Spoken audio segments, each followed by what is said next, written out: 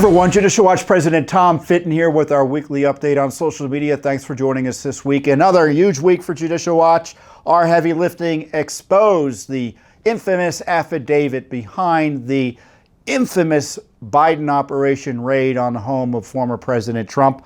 I'll talk about what that raid or what that affidavit shows and how the media has been targeting Judicial Watch because of our leadership on the issue. Secondly, we've got this new big lawsuit over this racist contract policy that gives special treatment to teachers based on race in Minneapolis. I'll talk about that. Again, a cutting-edge lawsuit, a national lawsuit from Judicial Watch, or at least a lawsuit that has national implications. First up, though, is an update for you special from Judicial Watch, who is in the middle of it on the Biden raid on President Trump. Now, Judicial Watch, as soon as the raid happened, as I talked about last week, we leapt into action to try to get access to the information behind the raid, namely the warrant and any supporting information used to justify the raid. And of course, the Biden operation, despite doing something so obviously abusive, so obviously political, so obviously unprecedented, had zero interest in disclosing anything. So we made the court filing. Then the big media came in after us, and they agreed with Judicial Watch, by the way, so we're on the same side as organizations like the New York Times in demanding this transparency.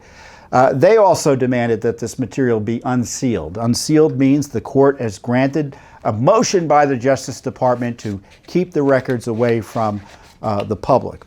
And the court reacted, to its credit, quickly and ordered the Justice Department to respond.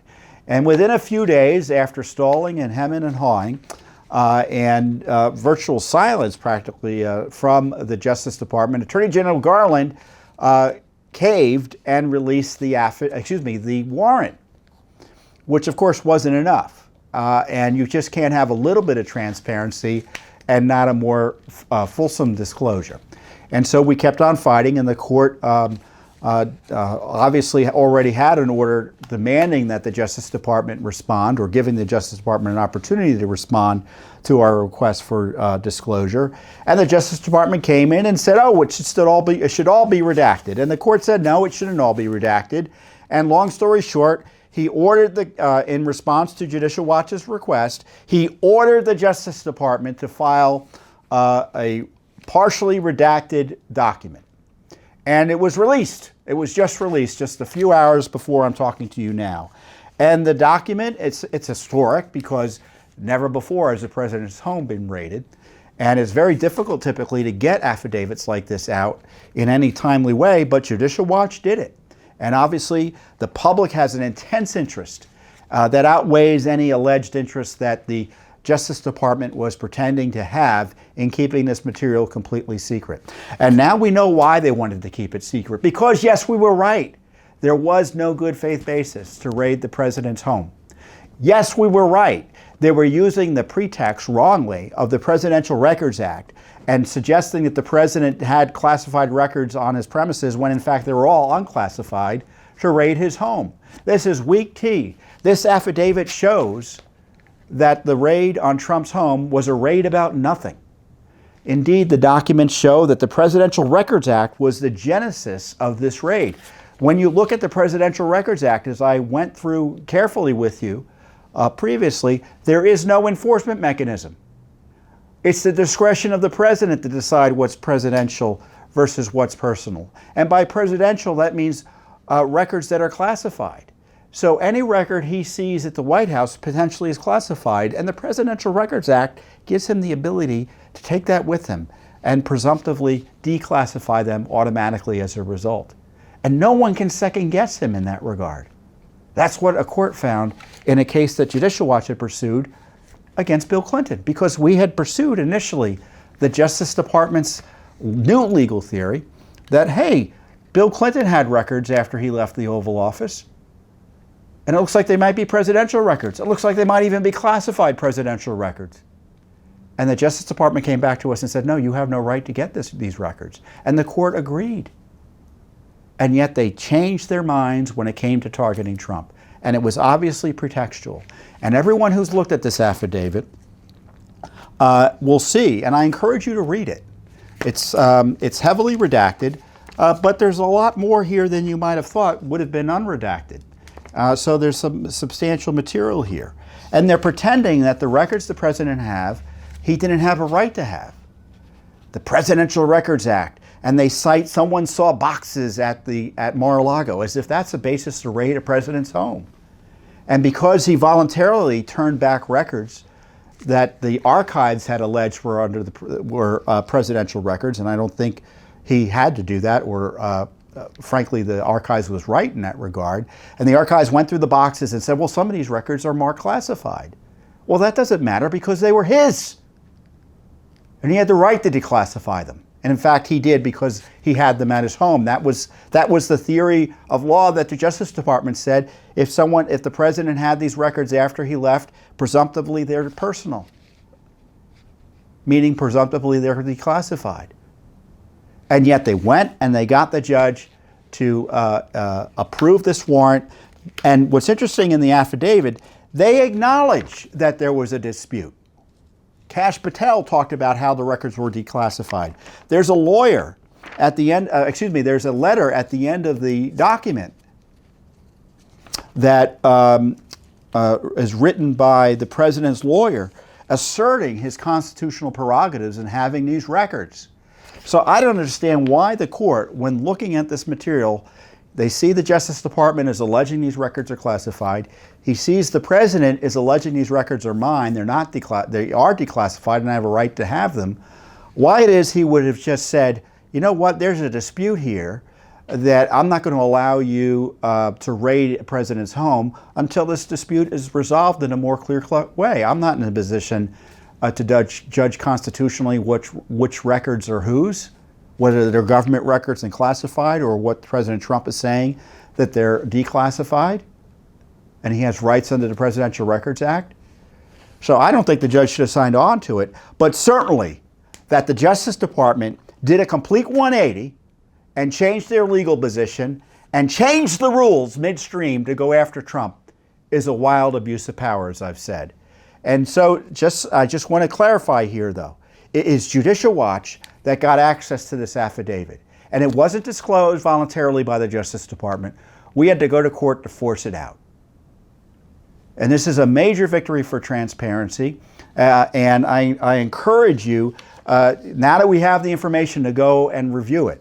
And my understanding of the media reaction to this, not that that's the end all and be all, is they tend to agree with me here. It's weak tea. There's not much basis here for the outrageous step of raiding a former president's home just a few months before an election. You know what it was about. It was about finding a reason to harass President Trump, try to jail him, and try to prosecute him. And they misused the law, misstated the law, and in my view, improperly got a judge to approve a warrant that had no good faith basis. And I want to talk again about this Clinton case because the CNN had a story this week, and their report was that 3 people somehow knew about conversations that I allegedly had with President Trump about this very issue. And the 3 people who obviously weren't party to the conversations that I allegedly have, that CNN ran with it anyway, even though I refused to confirm or deny anything I may or may not have said to President Trump, and certainly President Trump didn't leak this. They said that Tom Fitton was the one who convinced Trump to hide the records. First of all, I've never, my public statements on this have been quite clear. If the president wanted to turn over records because they might be better secured, because they're too important to be at his home, they might be better secured by the archives or the government, or the archives wanted some historical records that were his, but under the Presidential Records Act, but he just decided to let them have them because he wanted the American people to know what was more about his presidency. That's a far cry from me saying hide the records. No, it's defend your rights. So when they say that the president had records in violation of the law, he should have, and he should reject that very notion. All of these records are his. All of them are personal, at least the way the Justice Department used to think about the law. And I talked to you about this case, and it's worth reiterating because, you know, the left media is all excited about the fact that I may or may not have talked to President Trump about this issue. But they didn't want to talk about as much whether my public statements about what the law is and how it should apply are correct. And it's worth reiterating what a district court judge here in Washington, D.C. found when she looked at information that was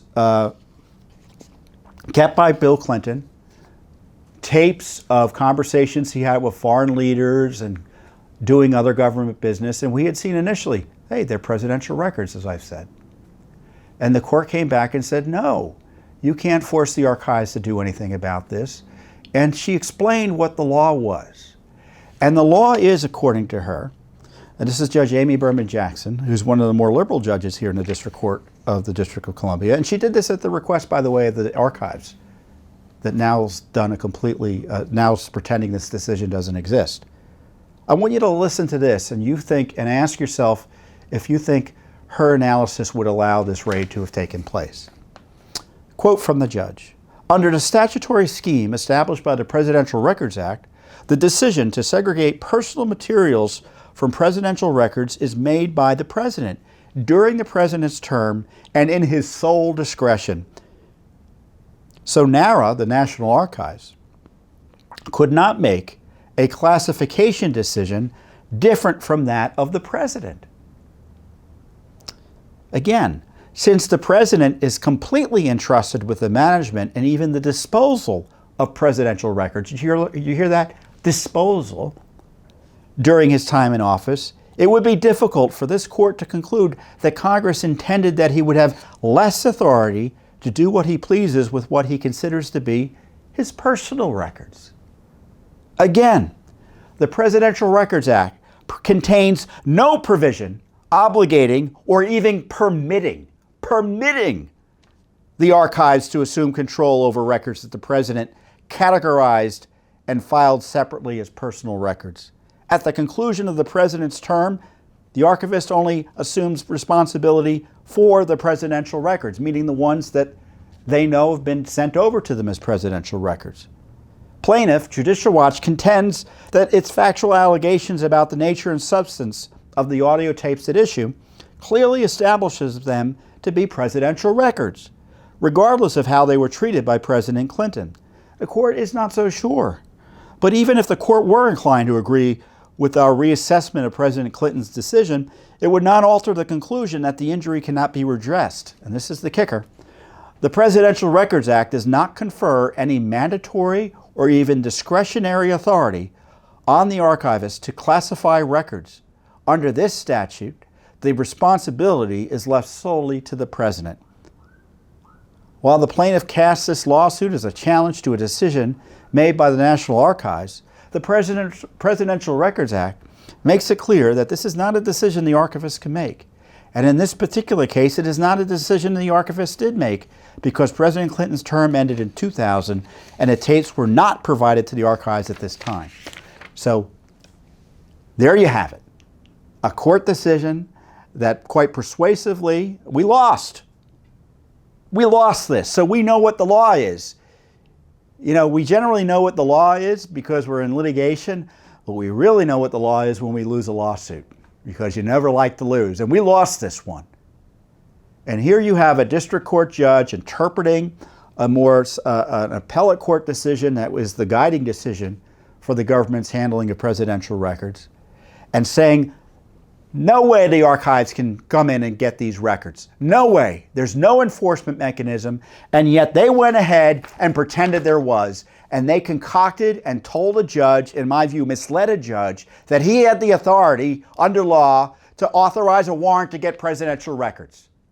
And don't be distracted by the fact that there were so-called classified records in the boxes that weren't presidential records. Classified records are a subset of presidential records. So if he thinks they're personal, it means they're already declassified. There was no authority for the Justice Department to ask a judge to authorize a subpoena to enforce the Presidential Records Act. And obviously, the judge had no authority to implement or approve a warrant that had no basis in law. That's what happened here. So this affidavit, by the way, is evidence of abuse of authority, abuse of power, and government corruption. And I'm glad Judicial Watch got it out. And once again, this affidavit and these documents further confirm just how dishonest the Justice Department is. I talked about how in this case, they refused to go after Clinton records. Well, are they now going to go after Clinton records? I doubt it. Of course, you know, they're not going to do anything like that. And how they refused to do anything similar against Hillary Clinton. This is what they wrote in the document. One of my colleagues pointed this out to me in the Trump warrant. 184 unique documents bearing classification markings were within the 15 boxes that Trump's legal team returned to the government earlier this year. Of those, 67 documents were marked as confidential, 92 marked as secret, and 25 marked as top secret. Now, just because they're marked, as I said, doesn't mean they're classified. If they're declassified, those markings are artifacts, right? It's an historical artifact. This is a record that previously had been classified, but because it was in President Trump's possession after he left the Oval Office and he had taken them with him out of the White House, they were presumptively declassified. That's the law. And this is what Comey said about Hillary. From the group of 30,000 emails returned to the State Department by her, 110 emails and 52 email chains had been determined by the owning agency to contain classified information at the time they were sent or received. 8 of those chains contained classified information that was top secret at the time they were sent. 36 chains contained classified information, secret information, at the time, and 8 contained confidential information, which is the lowest level of classification. So Hillary had 110 classified emails, chains. Trump allegedly had 184. Of course, the big difference is that Trump had a right to those records, and he had declassification authority under the Presidential Records Act. And none of this was declassified by Hillary while she was there. Certainly, she had no authority to declassify them after she left. Yet, Trump's home was raided, and Hillary was treated with kid gloves. Dramatic evidence of corruption. So it's, again, your Judicial Watch taking the lead. The left is upset that Judicial Watch and I am telling the truth about the sham basis of this abusive raid on President Trump. Sham basis. There is no good faith basis. Now, allegedly, there are people around Trump who leaked my alleged conversations with President Trump. I don't know what they're up to. I don't know who CNN talked to. But I do know what the truth is. And the truth is that President Trump had a right to these records. The Justice Department's interpretation of the law, the Archives' interpretation of the law, and more importantly, the court's interpretation of the law said he had a right to these records, and they pretended he didn't and played games with the court to get this abusive raid on him. Incredible. Incredible. And this is the same FBI that's protecting Hunter Biden, protecting Joe Biden. Remember, this raid came shortly after it was disclosed by whistleblowers that the FBI had suppressed and buried an investigation of Hunter Biden's laptop just before the election. And sure enough, this week, we have more information about the FBI's subversion of our Republican form of government, where you had Mark Zuckerberg of Facebook essentially admitting that the FBI came in and said, oh, watch out, there's going to be Russian disinformation being dumped. And sure enough, the Hunter laptop comes out, and Zuckerberg says, well, this is what they must have meant. And so he suppressed it. His Facebook suppressed it just before the election. So you had the FBI obstructing its own investigations and censoring Americans and trying to pressure big media, big tech to censor Americans about the Hunter Biden laptop just before the election. And then they go and raid this poor man's home, President Trump, based on nothing, a document dispute. I was shocked by it. You know, that's one of the reasons I get outraged, because I genuinely expect people to do the right thing. And it's surprising to me and disappointing and outrageous when they don't. I'm outraged because I'm an optimist who often has to meet reality in my work here at Judicial Watch. So that's where I get this outrage from. It's because I'm an optimist. And it's upsetting to see people that you hope would do the right thing and you would expect do the right thing, don't. And in this case, the FBI is in a moral and ethical collapse, and they can't be trusted to tie their shoes, let alone raid, do something as sensitive as concoct or manufacture a reason in working with the deep state DOJ, the Biden operation that's running the DOJ, the anti-Trump activists at the archives who thought that they could get the FBI involved because they wanted documents for history that they had a right to, but the law didn't allow them to get. Completely, it's kind of this hijacking of our Republican form of government and our separation of powers that protect all of our liberty by these bureaucrats and these political appointees. And of course, Judicial Watch will now consider whether or not, and this is something our lawyers are taking a look at, what are we going to do about these redactions, huh? What do you think we should do? Should we just let them sit? I don't think we're going to do that. I get to play client as corporate representative for Judicial Watch, as president of Judicial Watch. So I'm going to encourage some type of effort to try to get more access to this information. You know, it's important to remember that our leadership forced the release of this affidavit, but there's more to be done. As I noted, it's a remarkable and historic victory for transparency that Judicial Watch today was able to get out this affidavit, which obviously is infamous in nature. And we now know why the Biden Justice Department, as I've been explaining, did not want to release this material, as it exposes how there was significant evidence that President Trump cooperated and that there was a major legal dispute about the status of the records believed to be in Trump's possession. And yet the FBI abusively raided his home anyway. And, it's one thing to have these redactions in the affidavit, and one thing you need to figure out as we're deciding what to do about it is, well, why is it they redacted it? Well, the Biden Justice Department, their dishonest redactions include redactions of the reasons for the redactions. That's your government at work. And of course, that just makes a mockery of the American people's right to know about this FBI raid, which is unprecedented and destabilized the country. So we're pushing hard, not only in this case, but as I've discussed before, we filed several Freedom of Information Act requests for the disputes behind the raid on Trump's home, including a request to the National Archives for records about their communications back in February 2022 or shortly before then that resulted in the initial transfer back to the archives or to the archives from President Trump of some of these documents. Now, of course, they didn't want to give us any of those documents. So this National Archives, which is telling us that we have to enforce the law when it comes to the handling of government documents, refuses to follow law when it comes to transparency for the American people. We asked for these documents back in February, by the way. February. We knew something was up from the get-go. All records regarding the referral from the National Archives to the Department of Justice regarding the records management procedures of former President Trump.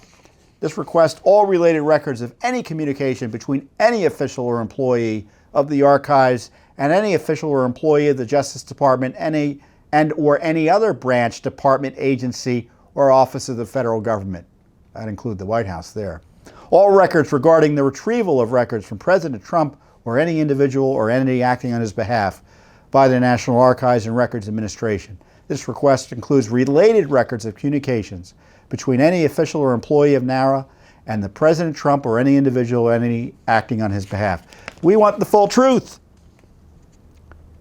The Biden administration's raid on President Trump's home, as I keep on saying, and I'll say it once, and I'll say it until I'm unable to say it anymore.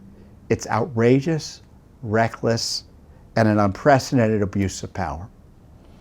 And the American people have an urgent right to know how the Biden administration manufactured the records dispute used as a pretext for the raid on Trump's home.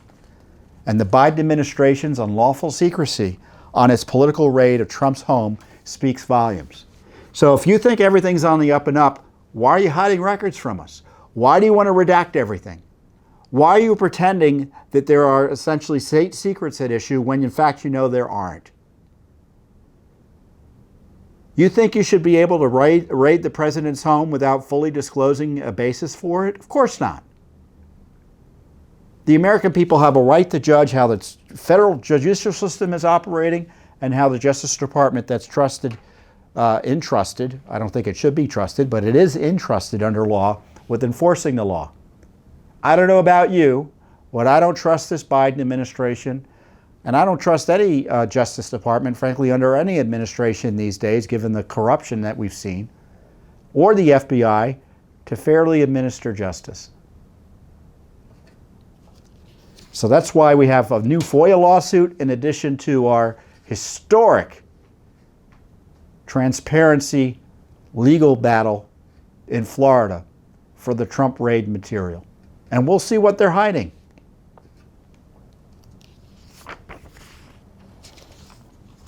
The battle for transparency has just begun. So what I love about Judicial Watch is that we have this wonderful work, this historic work we're doing on transparency related to the Biden political raid, political attack on Trump's home. And but it doesn't mean we give up on other important issues that are similarly important to our country and the rule of law. And along those lines, we have been second to none in pursuing justice, exposing the radical nature, and trying to stop the critical race theory agenda that is anti-American, Marxist, and frankly, out to destroy the theory, the constitutional principle that everyone, no matter their race, deserves equal protection of the law. And that you can't deny someone equal protection of the law based on race.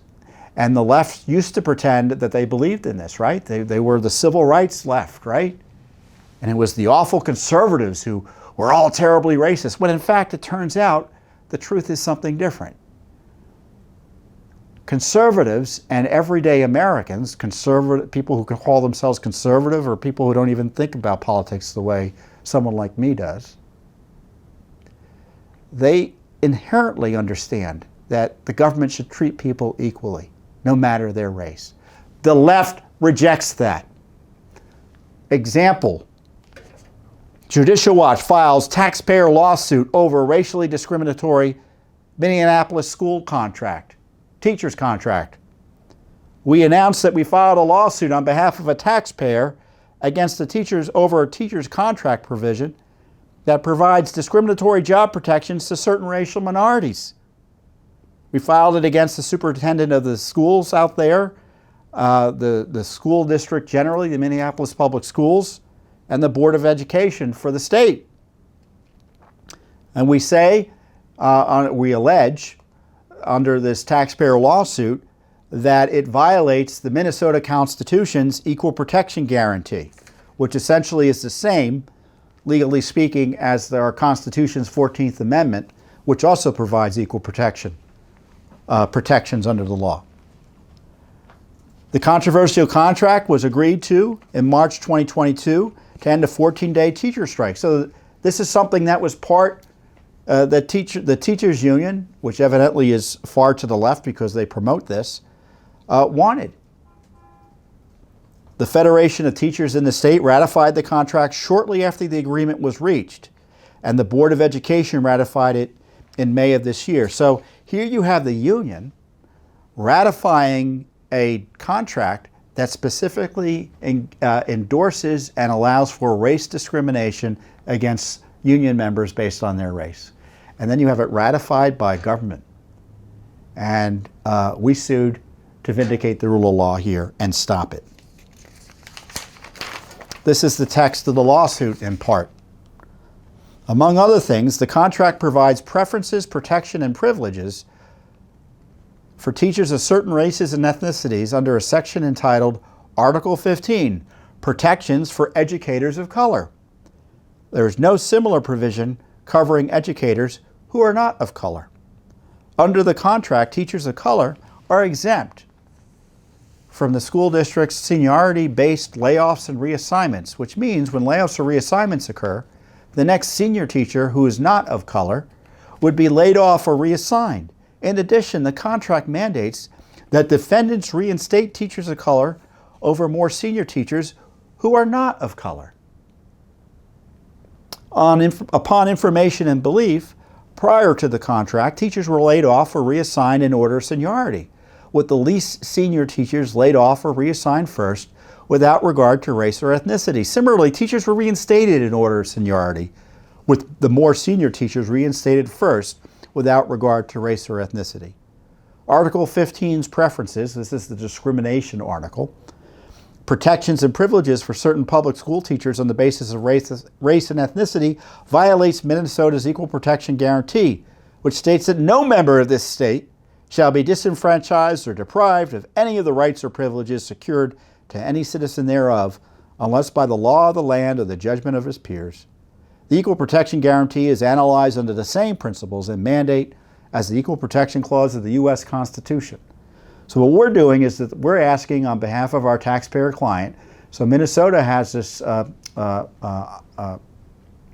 legal principle that taxpayers can sue to stop illegal activity by the government, including race discrimination. That's so blatant here, it's just astonishing.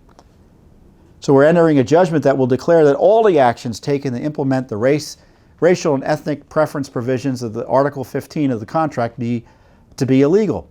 We're also asking that the court declare it illegal to use any taxpayer dollars to implement these provisions of the contract, and that the defendants be prohibited from taking any actions to implement these racial and ethnic provisions.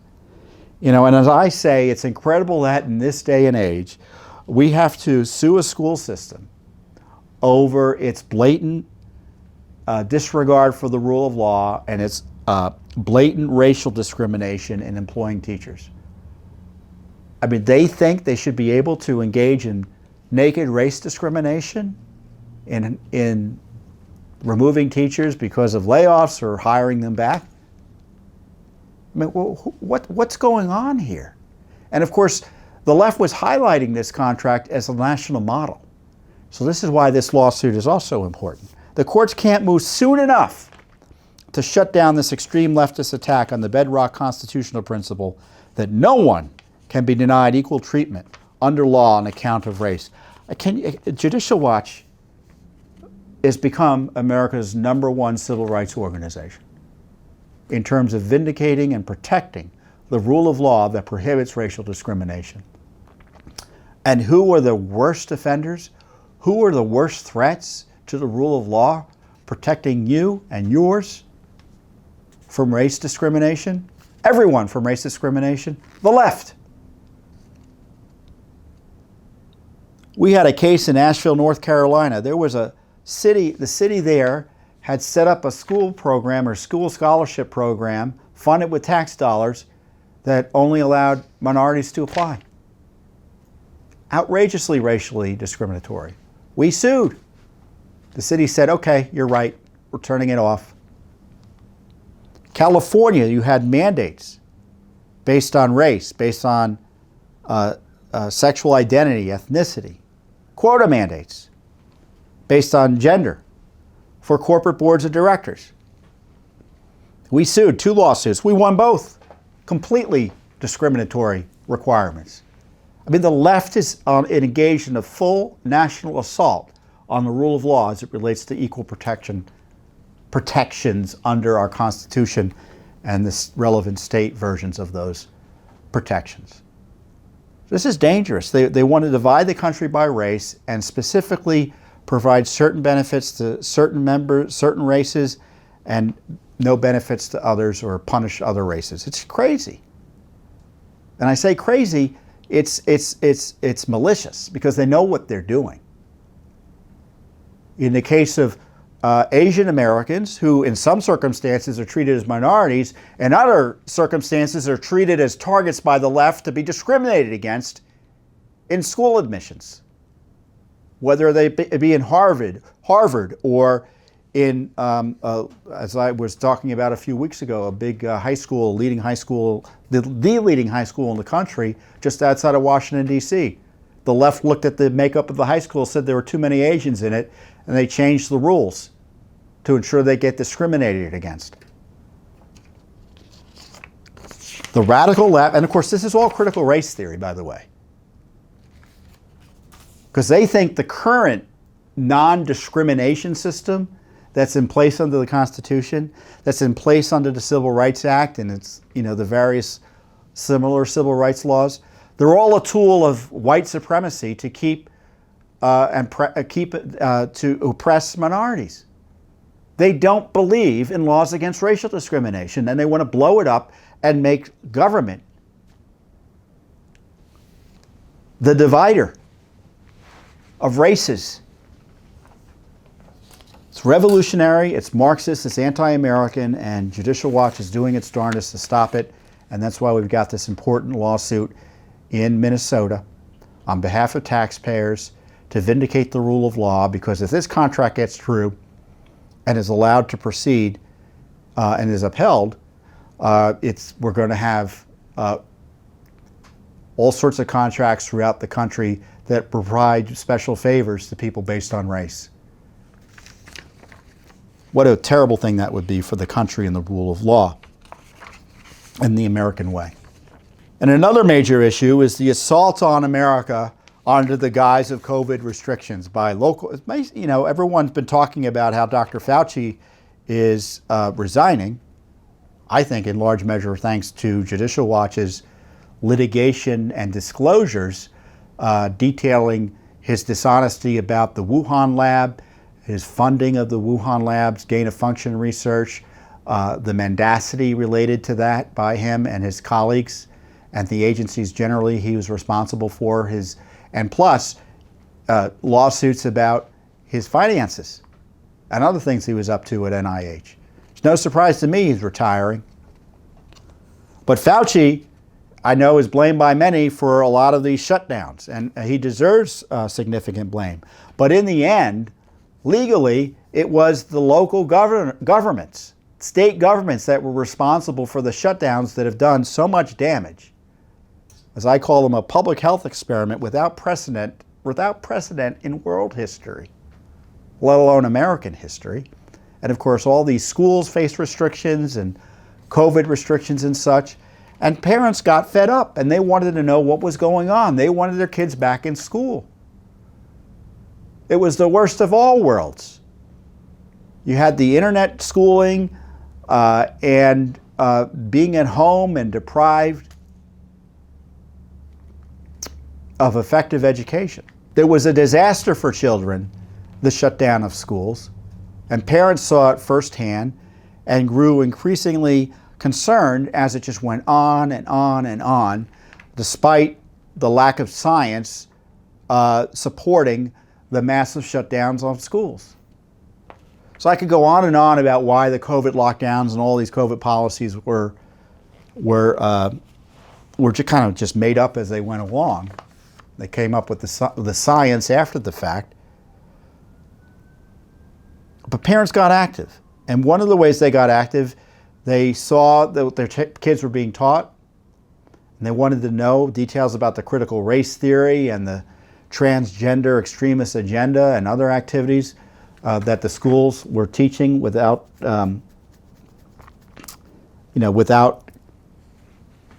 concern for parental views on this.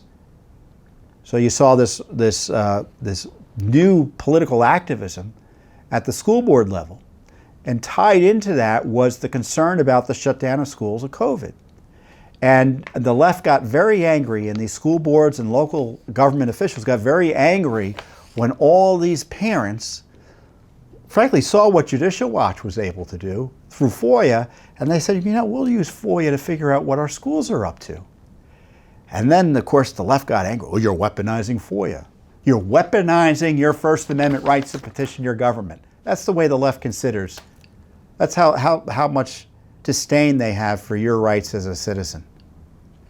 And sure enough, in Bucks County, there was a leader, a parental leader, Megan Brock, who had been adamant that there was something up with the way the school shutdowns had been handled in her jurisdiction in Bucks County, Pennsylvania.